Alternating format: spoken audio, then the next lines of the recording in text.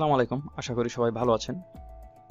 আজকে আপনাদের সামনে খুবই ইন্টারেস্টিং একটা বিষয় নিয়ে আমি আলোচনা করব। সেটা হচ্ছে আপনি আপনার পিসির স্ক্রিন রেকর্ড কিভাবে করবেন, তাও একদম কোনো সফটওয়্যার ছাড়াই। মানে আমাদের উইন্ডোজ 10 আমরা যারা ব্যবহার করি তাদের উইন্ডোজে একটা বাই ডিফল্ট স্ক্রিন রেকর্ডার দেওয়া আছে। এটা জাস্ট আমরা একটা কিবোর্ড কমান্ডের মাধ্যমেই আমরা আমাদের চাইলে আমাদের স্ক্রিনটা রেকর্ড করতে পারি এবং ভিডিও আকারে এটাকে আউটপুট করতে পারি। এটা আসলে অটোমেটিক সেভ হয়ে যাবে, আপনার থেকে সেভও করা লাগবে না, এটা অটোমেটিক সেভ হয়ে যাবে। খুবই সহজ একটা বিষয়। আজকে দেখি তাহলে আমরা এটা কোন কোন কাজে ব্যবহার করতে পারবো। যেমন মনে করেন আপনি কোনো একটা কাজ করতেছেন, যেমন ওয়ার্ডে, এক্সেলে বা পাওয়ার পয়েন্টে, যে কোনো একটা প্রোগ্রাম হতে পারে। ওই কাজটা আপনি আপনার কোনো ফ্রেন্ডকে বা আপনার কোনো কলিগকে ভিডিও করে আপনি কাজটা যদি ওনাকে দিতে চান বা কাজটা সে কীভাবে করবে ওটা যদি একটু তাকে একটু দেখাতে চান, তাহলে আপনি খুব সহজে এই টুলস ব্যবহার করে একটু ছোট ভিডিও করে আপনি স্ক্রিনটা রেকর্ড করার মাধ্যমে তাকে এই জিনিসটা পাঠিয়ে দিতে পারবেন এবং খুবই একদম ভালো রেজুলেশনের আপনি একটা ভিডিও আউটপুট পেয়ে যাবেন। তো চলেন বন্ধুরা শুরু করি। তো যেহেতু একটা প্রোগ্রামে আপনার এই রেকর্ডিংটা আমরা করব, তাহলে আমরা যে কোনো একটা প্রোগ্রাম ওপেন করব। যেমন মনে করেন আমি মাইক্রোসফট ওয়ার্ডে দু একটা কাজ করব, ওইগুলা আমি অন্য কাউকে পাঠাতে যাচ্ছি ভিডিও করে বা স্ক্রিন রেকর্ড করে। তাহলে আমরা মাইক্রোসফট ওয়ার্ড ওপেন করি।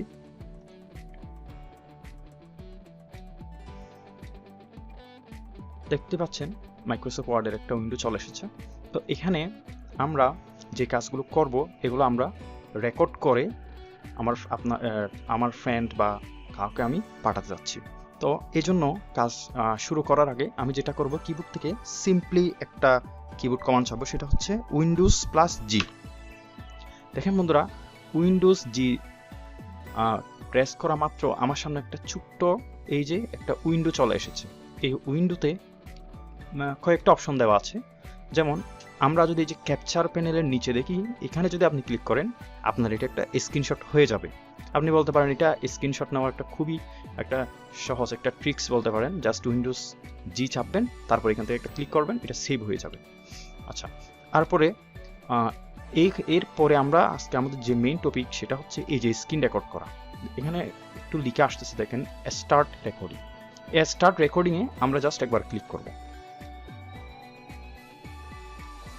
ক্লিক করার পরে এই যে দেখেন এখানে রেকর্ডিং স্টার্ট শুরু হয়েছে। এখন আমরা যেহেতু পেজের মধ্যে কাজ করব, আমি জাস্ট একবার মাউস দিয়ে এই যে পেজের ভিতর একবার ক্লিক করব।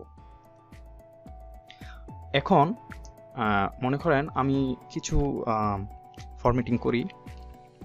মনে করেন আমি যাকে পাঠাচ্ছি তাকে আমি যে কিভাবে বোল্ড করতে হয়, তারপরে কিভাবে আন্ডারলাইন করতে হয়, কিভাবে টেক্সটের ব্যাকগ্রাউন্ড কালার চেঞ্জ করতে হবে, কিভাবে টেক্সট কালার পরিবর্তন হবে, এই জিনিসগুলো আমি তাকে দেখাবো।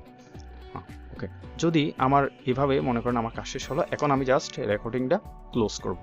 তারপরে কি করব, এই যেখানে ক্লোজ বাটন আমরা ক্লিক করব, স্টপ রেকর্ডিং, এই যে ক্লিক করলাম।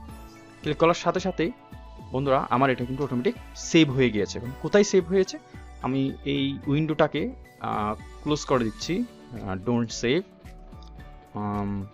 তারপরে যেখানে আমরা এই জিনিসটাকে পেয়ে যাবো সেটা হচ্ছে আপনারা এই যে দিস পিসিতে ডাবল ক্লিক করবেন। দিস পিসি, কারো যদি দিস পিসি এরকম অপশনটা না থাকে, তাহলে আমার বেসিক কম্পিউটিং পার্ট 2 বা পার্ট 1 এই ভিডিওগুলো দেখে আসতে পারেন, বা আপনারা সিম্পলি কিবোর্ড থেকে window+e চাপতে পারেন। window+e চাপলে দিস পিসি এই যে এইভাবে উইন্ডোটা চলে আসবে। এখান থেকে আপনারা যেটা করবেন, এই যে এখানে একটা অপশন দেখতে পাচ্ছেন ভিডিও, এখানে ডাবল ক্লিক করবেন। এখানে একটা অপশন আছে ক্যাপচার, এই যে দেখেন বন্ধুরা ডকুমেন্ট 4, এই যে এই জিনিসটা হচ্ছে আমার স্ক্রিন রেকর্ড করা ভিডিওটি, এটা অটোমেটিক সেভ হয়ে গিয়েছে। এবং আমি যদি দেখি ডাবল ক্লিক করি, তাহলে এই জিনিসটা এখন প্লে হবে।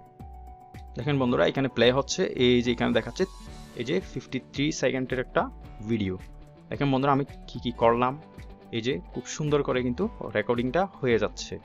আশা করি বুঝতে পেরেছেন। আমি একটু স্কিপ করে দেখাই। এই যে দেখেন বন্ধুরা আমি যেভাবে করলাম, পুরো ফাইলটা আমাকে রেডি করে সেই ভিডিওটার আউটপুট আমাকে দিয়ে দিল। এখন আপনি চাইলে কি করতে পারেন, এই জিনিসটাকে সিলেক্ট করে রাইট বাটন থেকে আপনি ওনাকে যাকে দিবেন তাকে সেন্ড করে দিতে পারেন এবং এটা খুব সহজেই সে জিনিসটা শিখে ফেলতে পারবে। আশা করি বন্ধুরা বুঝতে পেরেছেন। ভিডিওটি খুবই যদি হেল্পফুল হয়ে থাকে অবশ্যই একটা লাইক দিবেন, কমেন্ট করবেন এবং শেয়ার করবেন বন্ধুদের সাথে। আর যদি আমাদের চ্যানেলটি সাবস্ক্রাইব না করে থাকেন অবশ্যই সাবস্ক্রাইব করবেন, কারণ আমি এই ধরনের রিলেটেড ভিডিও সবসময় আপলোড করে থাকি। ভালো থাকবেন সবাই, সুস্থ থাকবেন। আসসালামু আলাইকুম।